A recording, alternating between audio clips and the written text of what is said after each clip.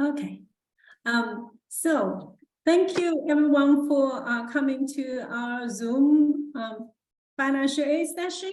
What we do tonight, first I will let our team, Franklin Cummings Tech, financial aid and admissions introduce ourselves, and then Miss Shani Wilkerson. Maybe Shani, you can start. Introduce yourself. Yes. Hi, good evening, everyone. Thank you so much for attending. My name is Shani Wilkerson. I'm the Director of Financial Aid here at Franklin Cummings Tech. And, this session is very informal. I'd like to make it as conversational as possible. That's one of the good things about having a smaller, more intimate group is that, the reason why I'm here is to make sure that you have all of the financial aid information that you need to get started or continue from where you've left off. Because of course the goal is to be in class this coming September. So quite often I partner with the admissions team throughout the year on different enrollment initiatives. And this is always our kickoff event for the fall is the financial aid 101 session. So again, I'm glad to be here and nice to see so many new people on the call. Thank you, Shani. And I'm Min Chen. I'm the Director of Admissions. I'm also the one who texted you, emailed you. So for tonight, I will help monitor the chat because during the presentation, feel free to interrupt us. You can raise your hand to put the hands session, or you can put your question in the chat, and we will make sure all your answers, all your questions will be answered. Okay. And I also have two colleagues, Danielle and Nelson. They both are our admissions counselor. If you are from their recruiting territory, they are your go-to person. They will help you go through the admissions and the financial process and get you ready for September. And I saw Nelson just turn on his camera, so I'll let Nelson introduce himself. No, you are muted, Nelson.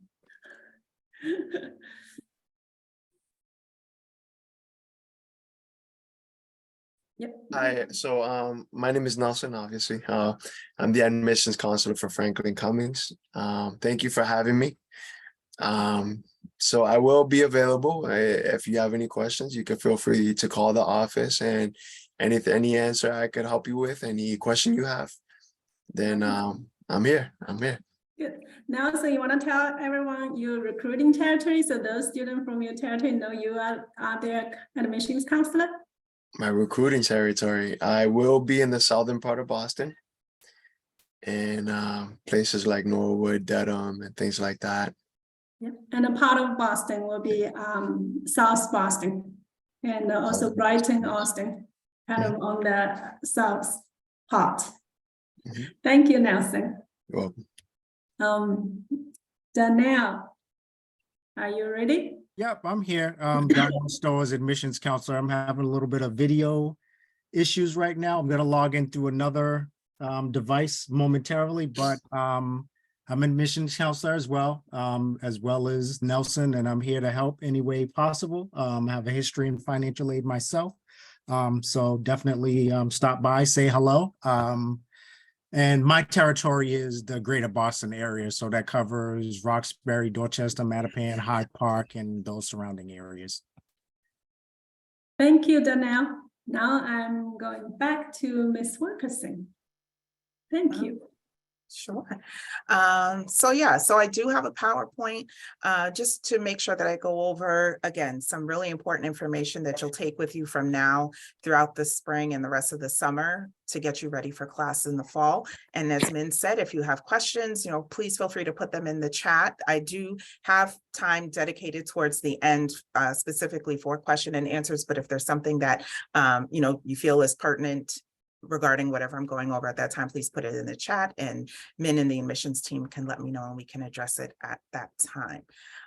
So let me share my screen.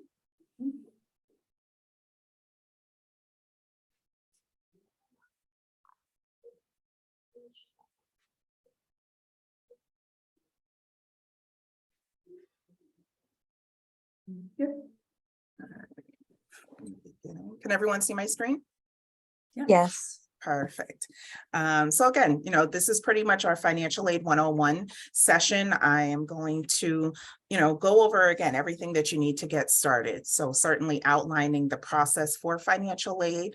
And when I talk about financial aid, I mean everything from federal grants, state grants, federal loans, as well as any funded scholarship sources that might be all part of your financial aid award once we do go out with those financial aid packages. I certainly want to give you the tools that you'll need, like I said, to get started, or if you've already done your FAFSA, to continue and to know what to expect down the road, and then to let you know how all of this ties together. So not just about financial aid, but certainly we want all students at Franklin Cummings Tech to have a certain level of financial literacy so that you understand how your financial aid ties into your educational pursuits, which will then allow you to pursue your dreams and your career plans, and that you know what your next steps will be. So the first and most important thing is actually to apply for financial aid. With the group of folks that are here on the call today, I'm sure that there is at least some of you who've already done your FAFSA for the 2023-2024 academic year, and that would be everything from September 1st of this year through August 31st of 2024. So no matter what your program is, if you're coming in for a 9-month certificate, if you're pursuing a 2-year associate's or a 4 years bachelor's program, you're going to go ahead and make sure that you do that FAFSA, because there are 2 applications online at the studentaid.gov website. The one you want to do for fall is 23-24. Do not confuse that with the 22-23 FAFSA, which will only take financial aid through August 31st of this year if you were currently enrolled. So again, make sure you go ahead and do that application. Every school that participates in Title IV funding has a Department of Ed code that must be listed on your FAFSA for us to be able to receive that information. And for our institution, that code is 002151. You can search our school by name, you can search by the code. Either way, it'll bring up our school on your application. You want to make sure to add that so that when you go through all of the different sections and submit, the Department of Ed will then allow our school to have permission to access all of your information for you or you and your parents. In doing your application, if you're a dependent student, meaning if you are still in high school, if you're between the ages of 18 and 24 years old, if you're not a veteran, if you're not a parent yourself or married, you will be required to provide parents' information. So in that case, you would be creating your own FSA ID. FSA ID stands for Federal Student Aid Identification Number. That is something that is going to take you from now through the time that you are enrolled as a college student and through your lifetime of loan repayment if you are intending to take out federal loans. Your parents will also need their own FSA ID to log in and complete the application with you. So even though it's one FAFSA submission, there is a dedicated student section as well as a parent section. For each of those sections, if you are a dependent student, both you and your parent will log in. You'll use your FSA ID credentials, complete your sections, and then submit with both electronic signatures. Both of those will be needed for the Department of Ed to send us that record.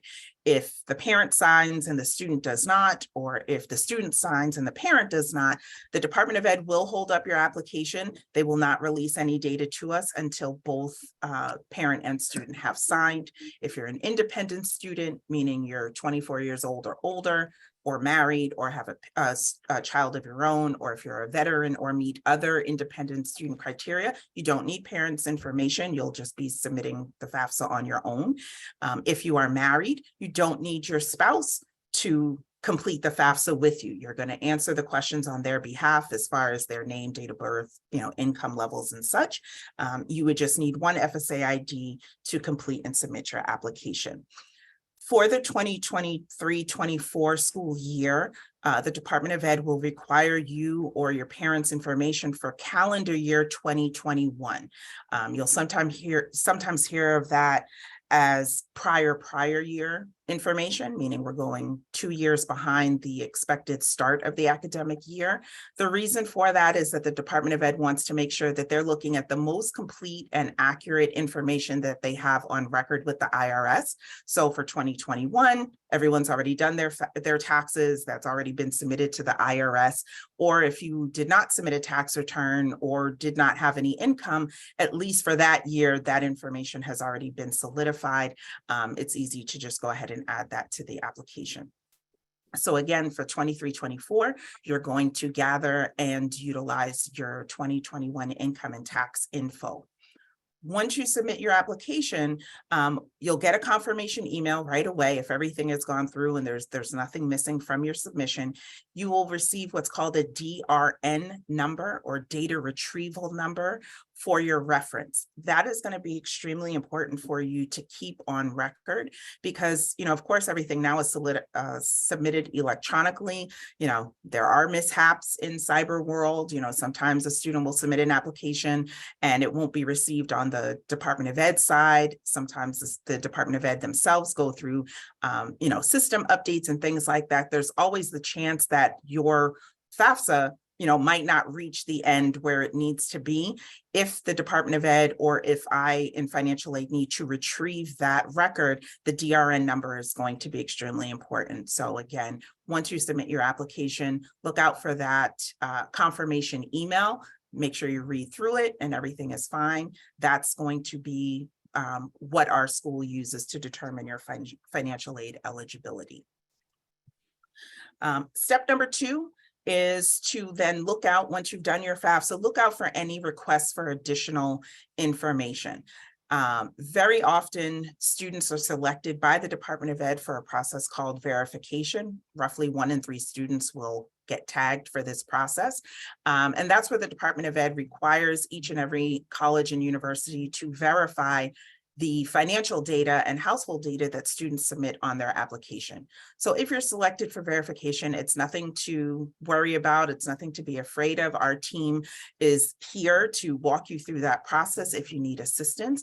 But really, it's to make sure that you are receiving the federal, state, and institutional money that you qualify for. We don't want to have students receive financial aid packages under their level of eligibility. So if you're eligible for the Pell Grant, we want to make sure that you get that. If you're eligible for the Massachusetts State Scholarship or loans or any other grants, we want to make sure that you're getting that. The only way to do that officially is for students to go through the verification process.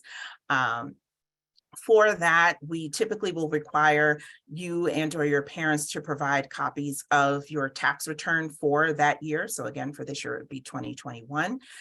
There might be questions about your household size. So who lives within your household, their ages, whether or not any of those other household individuals are enrolled in college, things like that.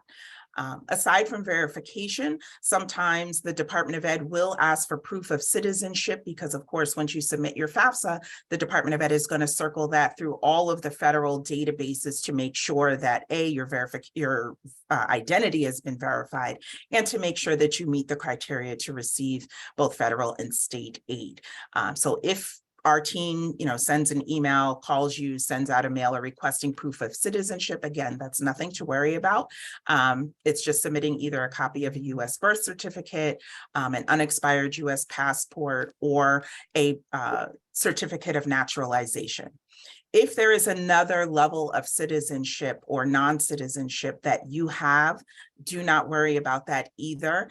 You can certainly call our team, email us, let us know your concerns, and we can let you know how that plays into your eligibility for financial aid. The same thing holds true with anybody who might have been in loan default prior to this year. And that would apply to anyone who's been in college before, whether it was last year, 10 years ago, 20 years ago, if you received financial aid, particularly federal loans, and for whatever reason were unable to repay and have gone into default. It doesn't automatically mean that you're not eligible for aid, but it can result in not being able to get a financial aid package. So again, if the Department of Ed has notified you or notified us that you are in loan default, the quicker you respond to those inquiries, the better. There could be things that us as an institution can do to help you to still receive some kind of federal aid, but we need you to respond as quickly as possible. And if there's paperwork, any kind of proof that your loan default has been resolved, we would need you to provide that as well. So again, any requests that our office is making, it's all in the best interest of making sure that we are administering financial aid appropriately, that we are awarding it to students who officially qualify for those funds.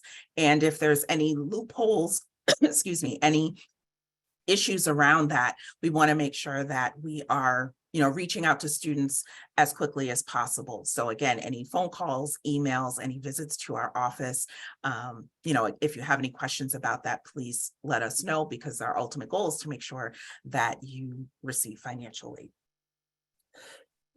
Excuse me. I've had about 5 hours of meetings today, so my voice is a little bit hoarse.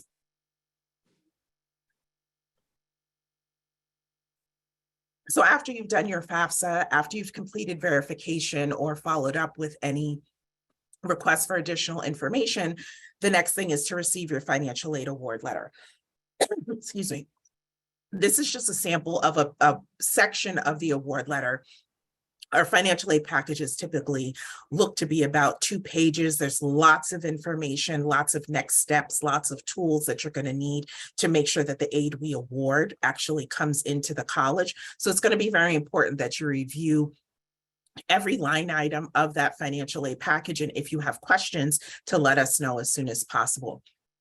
What I've done right here is just kind of highlight, what you would be probably most interested in, which is, the numbers. How much are you getting? What's going to be the uncovered cost? So what I have highlighted in yellow up in the top left-hand corner are estimates of this student who happens to be an automotive major, what you can expect to see in terms of costs for tuition and fees. So for this student, their tuition, again, based on 2 semesters, is just over $18,000. There's the technology fee for $600 for the year assessed to every student who's enrolled. And then for this particular student in this example, because they're an automotive major, there is an automotive tool cost in addition to tuition and fees. So you can see for this student, for this sample year, their direct costs are $21,571. So that right there does make people a little bit nervous. $21,000 is a sizable amount of money, but that's where applying for financial aid and making sure that you finish the process is going to be important, because we want to make sure that we're getting you as much money towards that cost as possible. So right below that, we outline each and every piece of your financial aid package. And again, this is just a sample. You can have a million different kinds of financial aid packages based on students' eligibility. But for this student, the student was eligible for the federal Pell Grant. So for 2 semesters, that student received $6,895. They also received the federal SEOG grant for $1,000 for the year. Again, because they're an automotive major, there are scholarships specifically designated for students in that program.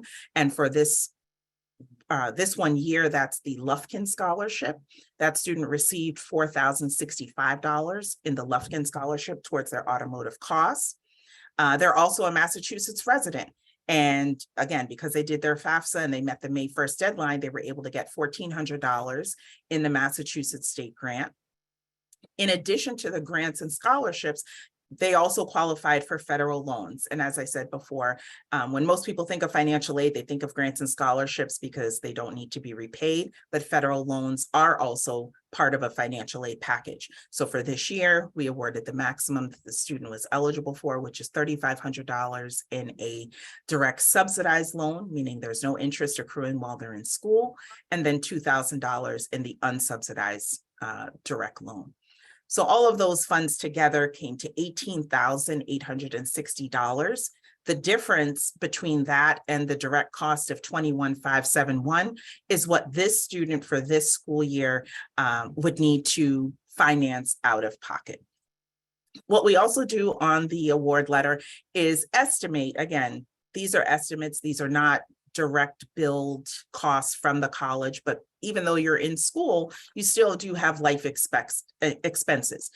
So we do estimate what your books and supplies would be, what your transportation would be, whether you're buying a monthly T-Pass or driving and paying for parking, and then a living allowance, you know, whether you have food, utilities, rent, other things like that. So in addition to your billable costs, we do also want to highlight and acknowledge that there are outside expenses that every student has, and all of those things together are what we call the cost of education. What we bill you for is in yellow. What you receive in financial aid is in yellow, but then we also do know that, you know, students have other financial responsibilities outside of their tuition and fees.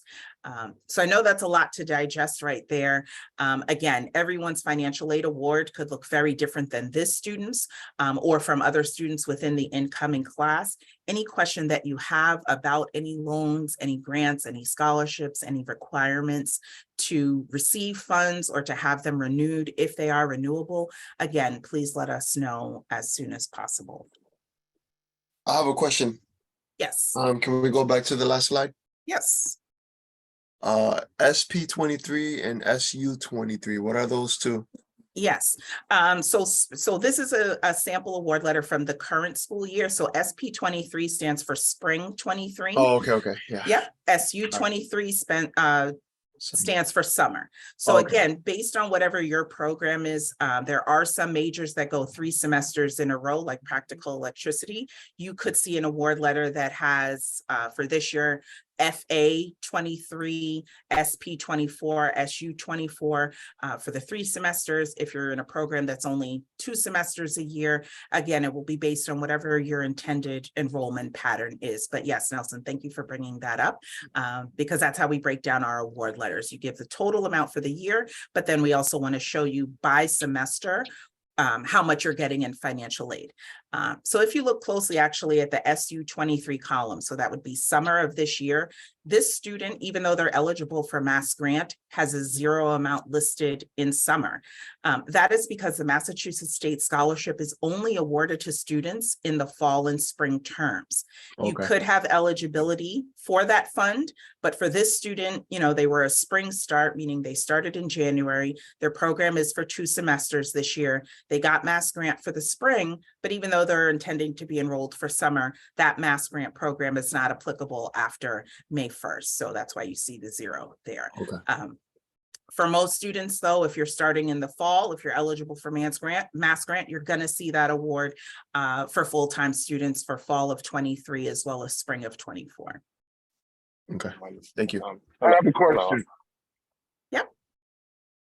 Okay, so a question that I have is, I applied for the automation program that Benjamin Franklin is offering, and I'm currently at Bunker Hill taking courses. How does that financial aid work moving forward, since obviously some of it's going to Bunker Hill, and then I got the major course at Benjamin Franklin that I'm thinking about taking. How does that work? Okay, so you're talking about starting classes at Franklin Cummings in September? Right. But Okay. I'm spending my money in Bunker Hill. Am I gonna end up owing more money, or how's that work? So for fall of this year, you're going to be enrolled at 2 schools at the same time? No, ma'am. So I have to take a few courses to enter into the building automation course. Okay, and you're But- doing that at Bunker Hill now? Right. So by the time the building automation course is open, I'll be able to take that. My question is, since I'm using some of my Pell Grant money and funding money, how does that correlate to when I transfer out and go into BFIT? That takes part of my funding, right? Or something like that? The good thing about what you're describing, if I'm understanding you correctly, is that you're taking your some classes at Bunker Hill right now. You've done a FAFSA, you've received a financial aid award this year, which includes Pell. That's only going to be good through this semester and summer if you're going to be enrolled at Bunker Hill taking classes there through August.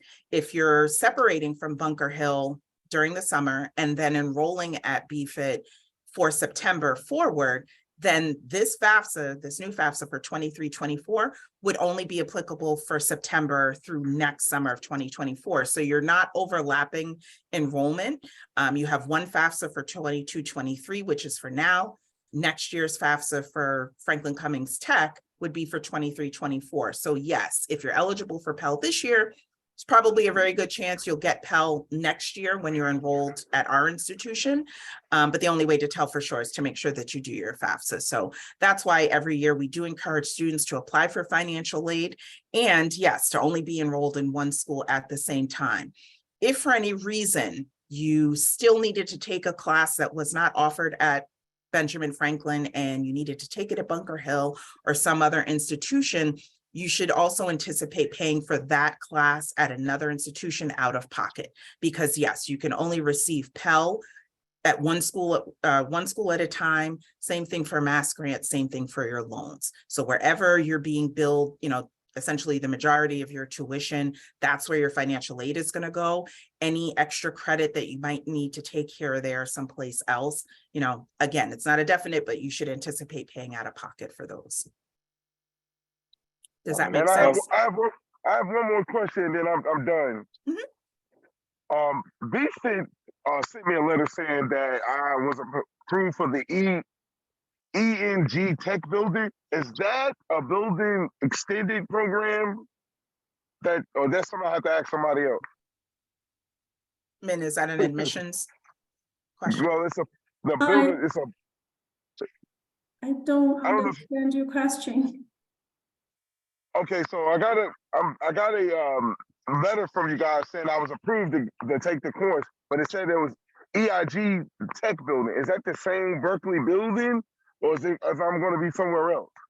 Let's just stay focused to get the financial aid session done. Any individual question related to you, I will be happy to answer at the end. Is that okay with you? Okay, boss. Yeah. Thank you, Asha. Thank you for joining us tonight. I have a quick question.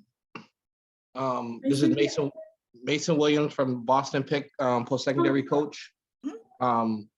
Yeah, so if a student owes, because I seen on the TFCC program, Benjamin Franklin was on a list, but it said a very limited list there. So if I'm working with students and they owe loan, is it on a first come, first serve basis on how you guys are distributing the TFCC? Yes, because typically the tuition-free community college program, as it states in its name, is for the community college populations. We were given that designation several years back, very generously from the city of Boston, but we have certain limitations that the community colleges don't have. So for the upcoming year, yes, we are slotted 25 tuition-free students that we can enroll. And yes, it is on a first come, first serve basis. So again, making sure that you're applying for admissions and completing your acceptance process is going to be important. Same thing with financial aid. Once those 25 slots have been reached, then that would be it. It doesn't mean excuse me, that the student can't get financial aid. We're still going to honor their FAFSA. We're still going to look to see if there's any other kind of scholarships or grants that the student can receive. But that one piece of automatically eliminating the need to borrow federal loans, that wouldn't be part of the equation. So yes, for the upcoming year, 25 is the maximum. If we reach that amount, let's say by May 1st, we're going to stand on that 25. And if any of those 25 students decide not to enroll, we are going to go back and do a second round of review after July 1st. So yes, we're still going to try to give as many slots away as possible. But once that 25 has been met, then that would be it for this year.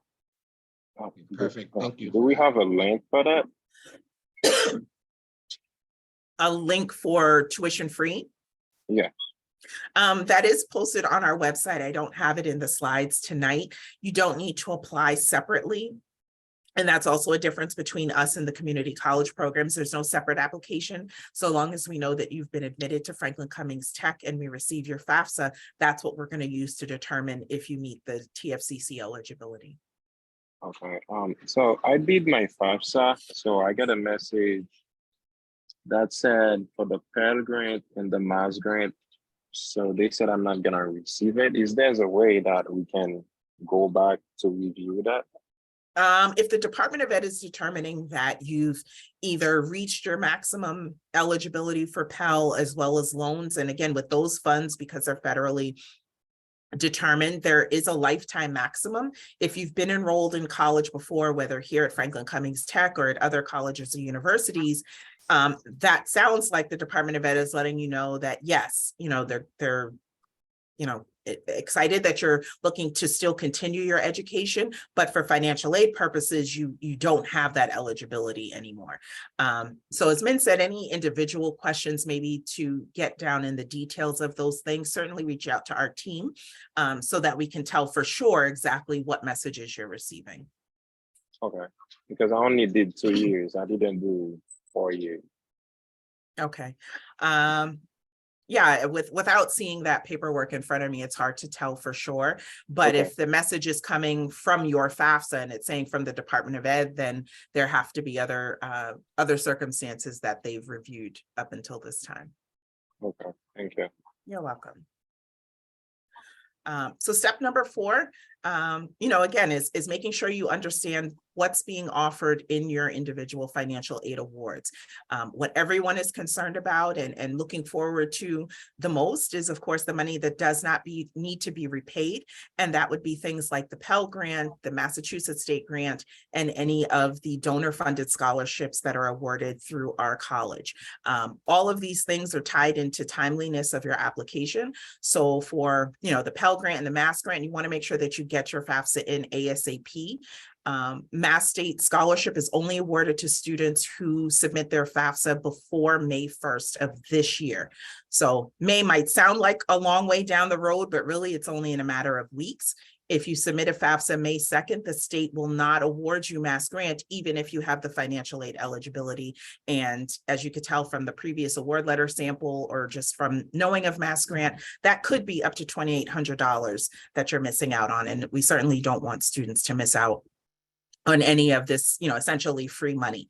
The Pell Grant does not have a deadline, but the earlier you apply, the better, because again, if you're eligible for Pell and you're eligible for Mass Grant, you could just see from those numbers, that's a sizable amount of anyone's cost of education. So timeliness of your application, making sure that you're following through on, any verification request or any other paperwork that needs to be submitted is only going to work in your favor. In addition to the federal and the state money, we do have very generous donors who, believe in the mission of the college. They want to make sure that there are as many students who are not, canceled out of education because of the cost. So we do have a number of different scholarships that are awarded each year. And those amounts vary from, could be $1,000 up to $3,500 for the year. So, again, somebody that's doing their FAFSA today, depending on those results, could get money from 1, 2, or all 3 of these sources, and none of them have to be repaid. So again, Pell Grant, Mass Grant, any of our scholarships, they're free money. So long as you're meeting the criteria, you're doing well academically, you'll have that money applied to your account. You also want to review and see how much of your financial aid award is from loans, meaning money that you do have to repay. For a first-year student, that amount can range from $5,500 for a dependent student to $9,500 for an independent. And for a second-year student, that could be $6,500 up to $10,500. Those amounts do get repaid once you graduate. So even if you do decide to take federal loans, you don't need to make any payments on those amounts while you're in school. So long as you're enrolled at least half time, which is 6 credits or more, the Department of Ed will waive any payments until you graduate. Once you do separate from the college, typical repayment is roughly 10 years or 120 months after the 6 months grace period that they give you from the time that you graduate. So again, I know that looks like, pretty large numbers, and thinking of repaying loans for 10 years might sound like a lot. But again, that's why our team is here, is to help coach you through the process, make sure that if you don't need to take any loans, that you don't, or if you don't need to take the full amount, if you're eligible for $9,500, but you only need $6,000 to cover your balance, well, then let's help you to only borrow $6,000 so that you're not not going into debt unnecessarily. But again, for most students, the majority of students enrolled, they are borrowing federal loans, but it is very manageable so long as you're paying attention, so long as you're completing the process, going through the loan counseling sessions, understanding what's required on your master promissory note, so that by the time you graduate, you have the tools that are necessary to enter repayment so that you don't go into default. And again, these loans are repaid directly to the federal government, not to the college, but we can still help you when it comes time for you to enter repayment and let you know how you need to handle that process. Step number 5 is, once you've gone through your grants and scholarships and your loans, if there's an amount left over, figuring out how are you going to cover that out-of-pocket cost. And most students are looking into one of two options, either a monthly payment plan that you can enroll in for each semester. It could be 8 to 10 months during the school year, where let's say your bill is $5,000 out of pocket. You can spread that amount out, very easily over several months. Or you can, if you don't want to make out-of-pocket payments, look into additional loans, what we call private loans, through some of the larger lending institutions for educational purposes. Again, if either of these are options that you want to look into, please reach out to our team. You want to do that also in advance because again, September sounds like a long way away, but it's going to creep up on you. So we don't want students having to scramble, the last week of August trying to figure out how they're going to pay for school, because what we want you to focus on is your classes and orientation and things like that. We want to make sure that the financial aid piece and the financing is out of your way. So again, for anybody that has an outstanding balance, if your financial aid is not covering your full costs, like tuition-free community college, we do offer options for you to be able to afford whatever that balance is going to be. The monthly payment plan option, again, it's very simple. You can enroll online on our website. You indicate how much you want to finance. It's an auto debit process, so you need to link up with a credit or debit card, and then that amount would just be deducted each month until that balance is brought to zero, and it's equal payments each month during the payment plan. If for any reason things change, and again, in college, financial aid, anything could happen during the time that you're enrolled. If you need to change your payment plan, cancel it, or make some other type of arrangement, please reach out to student accounts. That is an office that is separate than financial aid. Financial aid makes sure that you're getting the money towards your bill. The Office of Student Accounts is the department that actually bills you for your tuition and your fees and receives your payment. So again, our team can help you with any questions that you might have about the monthly payment plan.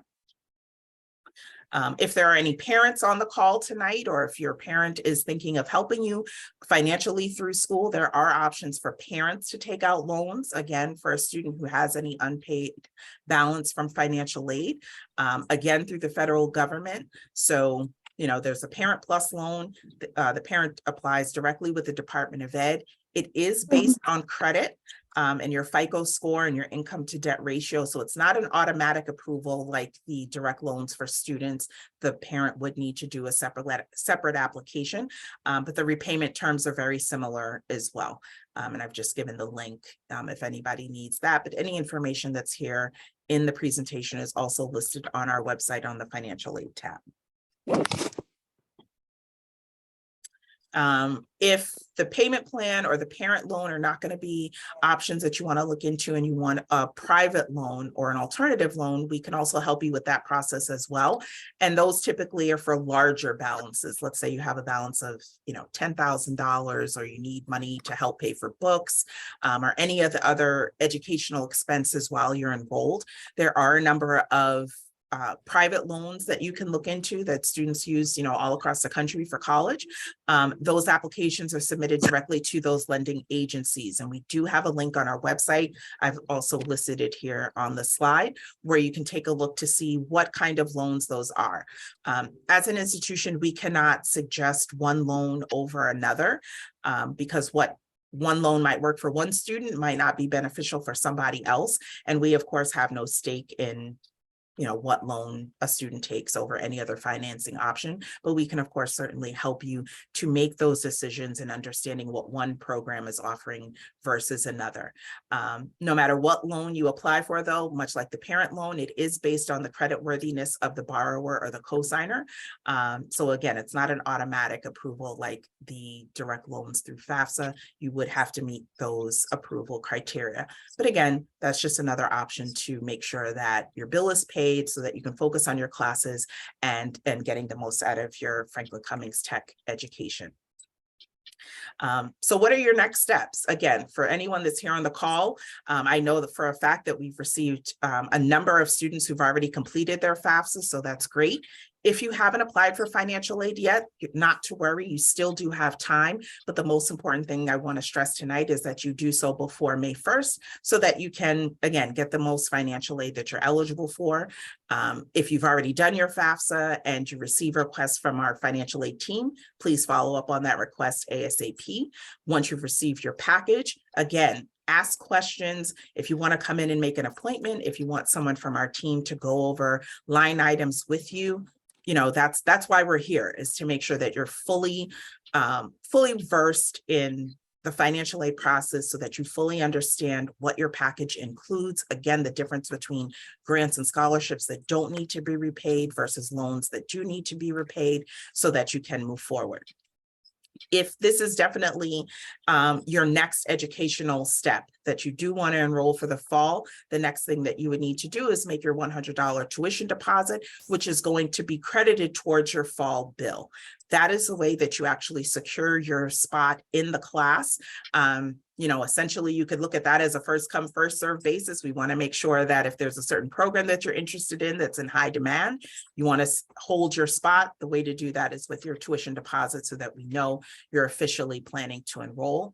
And then, of course, making that financing plan to make sure that your financial aid is all set and that you're able to pay for any remaining balance.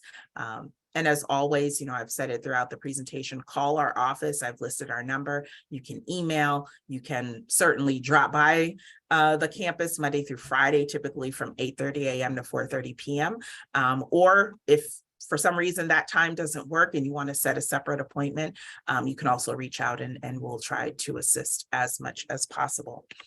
Because ultimately, this is what we want. We want you to enroll. We want you to see yourself here, to see yourself, taking your classes and doing well, meeting new people that, very likely could become lifelong friends, making relationships with your teachers and your coaches, and then ultimately to leave Franklin Cummings Tech and get into a great paying job. Financial aid is just one piece of that puzzle. We want to make it as easy as possible, but we also want everyone to focus on that end result, which is graduating with your certificate or your associate's or your bachelor's degree and being set up for success. So yes, I'm sure there's more questions. Let's get into that part now.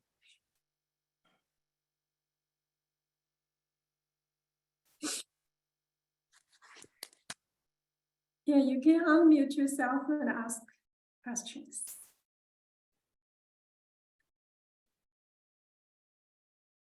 No questions? Shani, No just questions for now. questions. I have a question.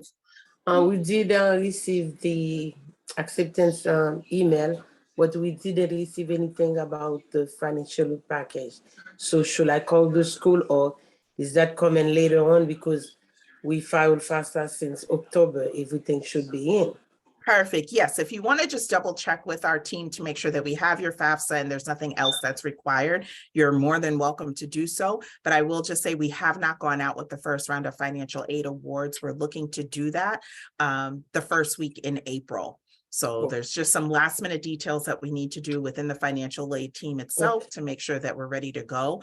But yes, if you've done your FAFSA, you're not selected for verification, there's no other issues that need to be resolved, then quite possibly you could have your financial aid award by email within the next 2 weeks.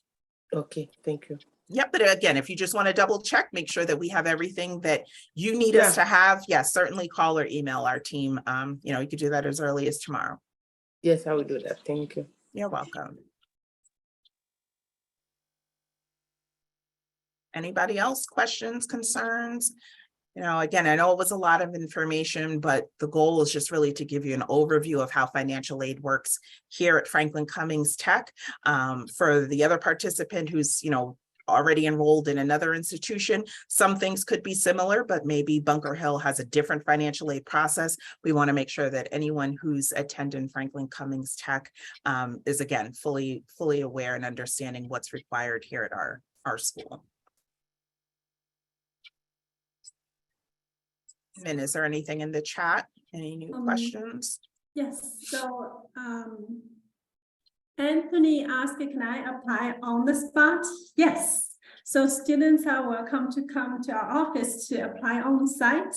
And if you can take your high school transcript with you, we can review, evaluate, and then make the admission decision right there. That's a good question. And make appointment with us. And also, of course, the spring break is always a good time, so you don't have to miss classes.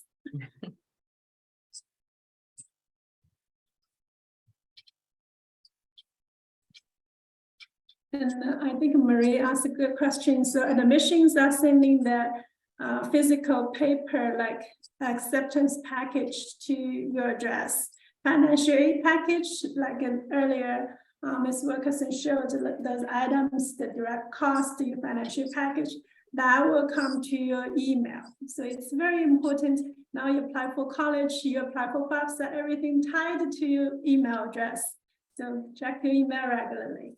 Yes, and I will say anyone who is a current high school senior, I know that, you know, kind of the habit for a lot of folks is to use their school email address. Please make sure that you have a Yahoo or a Gmail or some new account that's going to be set up so that you have access to the information that we're sending you, you know, after graduation. So we certainly don't want you to miss out on anything over the summer.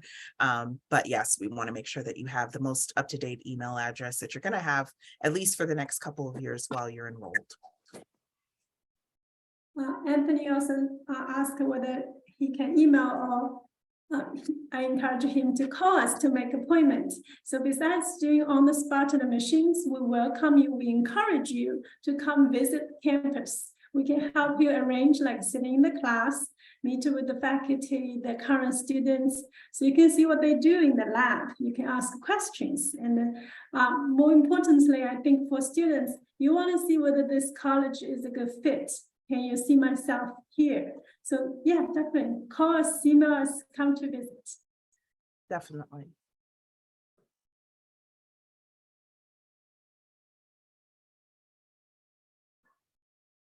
Anybody else?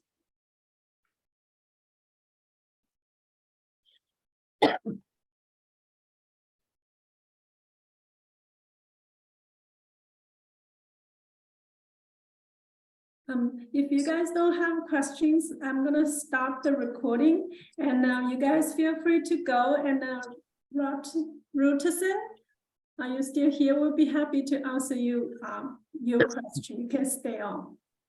Okay.